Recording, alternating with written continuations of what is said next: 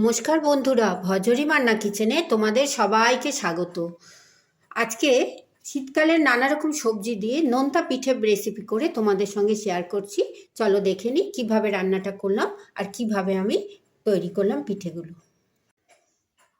আজকে আমি অল্প কিছু সবজি দিয়ে নোনতা পিঠে বানিয়ে শেয়ার করছি। তার জন্য আমি একটু ফুলকপি নিয়েছি, কাঁচা লঙ্কা, আলু, ক্যাপসিকাম, গাজর, পেঁয়াজ, ধনেপাতা, এই সবগুলো দিয়ে আমি একটু নোনতা পিঠে করে তোমাদের সঙ্গে শেয়ার করছি। চলো দেখে নিই কীভাবে আমরা রান্নাটা করছি। সবার প্রথমে আমি একটা এরকম গ্রেটার নিয়ে নিয়েছি, আর এই যে ফুলকপিগুলো ধুয়ে ভালো করে রেখেছি এগুলোকে একটু গ্রেট করে নিচ্ছি। ছোটো ছোটো করে কাটলেও হয়, কিন্তু গ্রেট করে নিলে পিঠেটা যখন মুখে পড়বে খুব ভালো লাগবে খেতে। দেখো এইভাবে আমি গ্রেট করে নিলাম সব কপিগুলোকে গ্রেট করে নিচ্ছি, আর সবজিগুলোকে আমি ছোট ছোট করে কেটে নিচ্ছি। কপিগুলোকে আমি গ্রেট করে নিয়েছি, আলুগুলোকেও গ্রেট করেছি, গাজরও একটু গ্রেট করেছি, ক্যাপসিকামগুলো সরু লম্বা কেটেছি, একটু কাঁচা লঙ্কা কুচি রেখেছি, পেঁয়াজ, ধনেপাতা, এই সবটা আমি রেডি করলাম। এরপরে আমি শুরু করছি আমার নোনতা পিঠে। পরবর্তী পর্যায়ে আমি একটা গামলা নিয়ে নিয়েছি, তার মধ্যে দিয়ে দিচ্ছি একটু আটা। আমি আটা দিয়ে পিঠেটা বানাবো। একটু আটা দিয়ে দিলাম, তার মধ্যে দিয়ে দিচ্ছি একটু নুন, পরিমাণ মতো একটু নুন দিলাম, আর দিয়ে দিচ্ছি একটু কালো জিরে আর একটু জোয়ান। এই সব দিয়ে শুকনো উপকরণগুলো আমি মেখে নিচ্ছি আগে। তার মধ্যে একটুখানি আমি রিফাইন্ড অয়েলও দিচ্ছি। রিফাইন্ড অয়েলটা দিলে পিঠেটা একটু খাস্তা হবে। শুকনো উপকরণগুলো মাখিয়ে নিচ্ছি।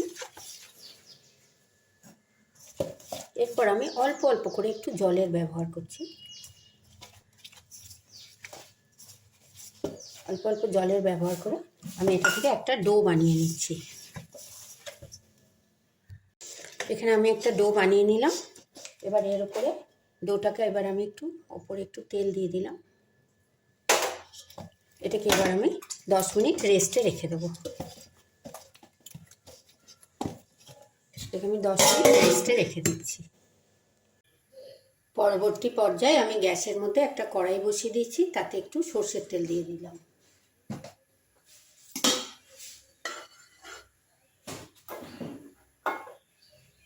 এরপর আমি এর মধ্যে দিয়ে দিচ্ছি একটু ছোট ছোট করে কেটে রাখা শুকনো লঙ্কা আর একটু গোটা জিরে। শুকনো লঙ্কা আর গোটা জিরেটাকে আমি একটু ফ্রাই করে নিচ্ছি।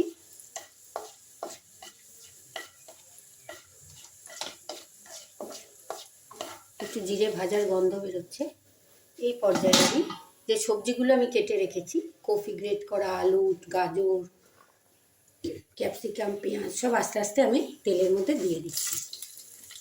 সমস্ত উপকরণগুলো এবার আমি একটু ভাজা ভাজা করে নিচ্ছি।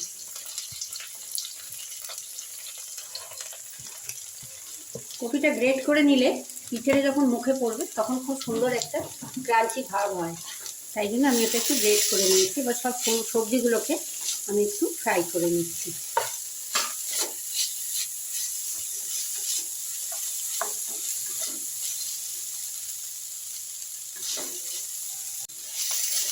সবজিগুলো খুব ছোট ছোট করে কাটা, গ্রেট করা, তাই জন্য একটু ভাজা ভাজা হতে বেশিক্ষণ টাইম লাগবে না। প্রায় 1 মিনিট আমি নেড়ে নিলাম একটু। এর মধ্যে আমি অল্প একটুখানি নুন দিয়ে দিচ্ছি। পিঠেতে আমি যখন আটাটা মেখেছি তখন নুন দিয়েছি, তাই নুনটা একটু কমই দিলাম। একটু চিনি দিয়ে দিলাম, আর একটু চাট মশলা দিয়ে দিচ্ছি। চাট মশলাটা দিলে পিঠের স্বাদটা খুব সুন্দর হয়।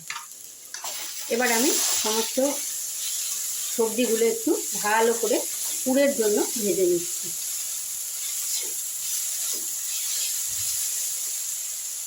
নুন, মিষ্টি, চাট মশলা সব দিয়ে আমার দেখো সবজিগুলো ভাজা ভাজা হয়ে গেছে। এবার এটাকে আমি তুলে নিচ্ছি। এটা আমি পুরের জন্য ইউজ করব। পরবর্তী পর্যায়ে আমি যে আটাটা মেখে রেখেছি ওটাকে এবার আমি 10 মিনিট রেখেছিলাম, খুব সুন্দর নরম হয়ে গেছে। এবার এটা থেকে আমি লেচি করে নিচ্ছি। দুটো বড় বড় লেচি করে নিলাম।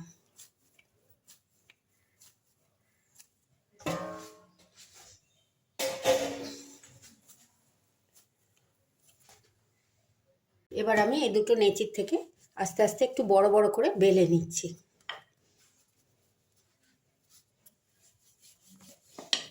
খুব বেশি মোটাও হবে না, খুব বেশি পাতলাও হবে না।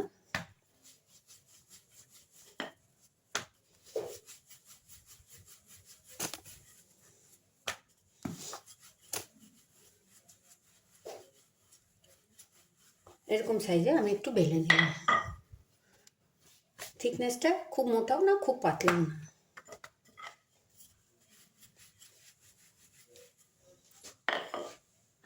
এরপর আমি একটা কৌটোর ঢাকা নিয়ে গোল গোল করে একটু কেটে নিচ্ছি।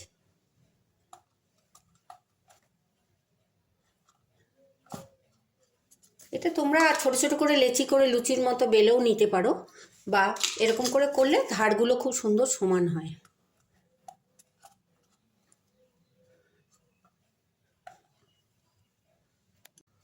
এইভাবে আমি একটুখানি গোল গোল করে, দেখো খুব মোটাও না আবার খুব পাতলাও না,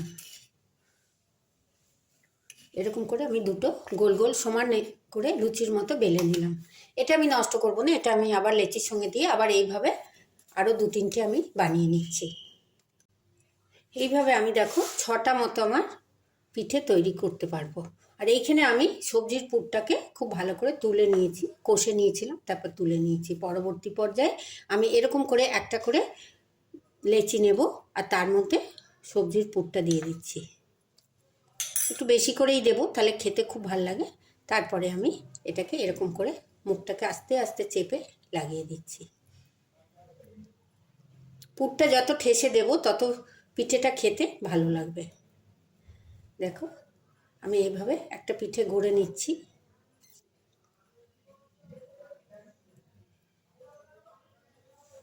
একটা পিঠে আমার গড়া হয়ে গেল। এভাবে আমি আরও একটা পিঠে গড়ে নিচ্ছি। পরপর সবগুলো আমি এভাবে নোনতা পিঠেগুলো পুর ভরে ভরে গড়ে নিচ্ছি।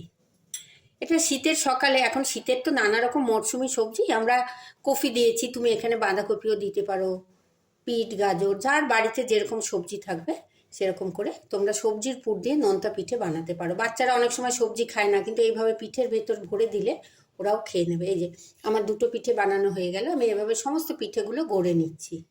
আমি এখানে 6টা মতো পিঠে গড়ে নিয়েছি। এবার আমি একটু ডিজাইন করার জন্য দেখো একটা কাঁটা চামচ নিয়েছি, একটু এরকম ডিজাইন করে দিচ্ছি। তোমরা এটা অন্য ডিজাইনও করতে পারো।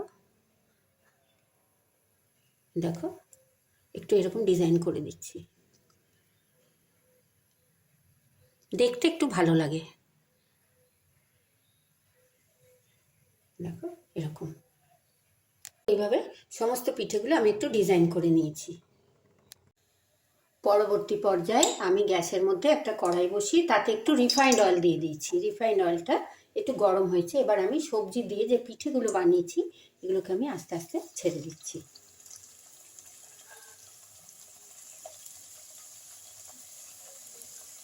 খুব একটা ডুবো তেলে ভাজবো না।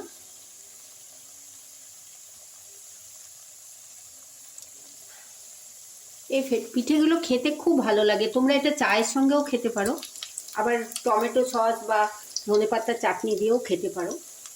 খুব ভালো লাগে খেতে, গরম গরম খেতে খুব ভালো লাগে। শীতকালে তো আমরা মিষ্টি মিষ্টি পিঠে অনেক রকম বানাই, তার মাঝে এই নোনতা পিঠেটাও বানিয়ে দেখতে পারো। এখন তো নানা রকমের সবজি বাজারে, একটু গ্রেট করে তার সঙ্গে একটু পুর বানিয়ে যদি আমরা এরকম করে খাই খুব ভালো লাগে খেতে। পিঠেগুলো আমি এবার আস্তে আস্তে করে ভেজে নিচ্ছি। মোটামুটি যখন এক পিঠগুলো একটু ভাজা হয়েছে, একটু লাল লাল এসছে, আমি তখন পিঠেগুলোকে উল্টে দিচ্ছি। খুব খাস্তা হয়েছে, দেখো আওয়াজেই বোঝা যাচ্ছে।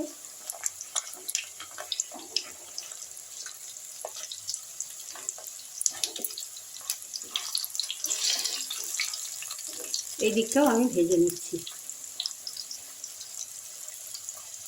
খুব ফুলেও উঠেছে, কেন আমি আটার সঙ্গে একটু ময়ন দিয়েছিলাম, জোয়ান কালো জিরে। খুব খাস্তা হয় এই পিঠেটা খেতে। সমস্ত পিঠেগুলো দেখো আমি লাল লাল করে এপিট ওপিট করে একটু ভেজে নিলাম।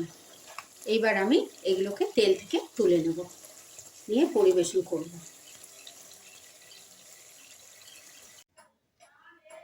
আমি পিঠেগুলোকে কড়াই থেকে একটা প্লেটে তুলে নিয়েছি।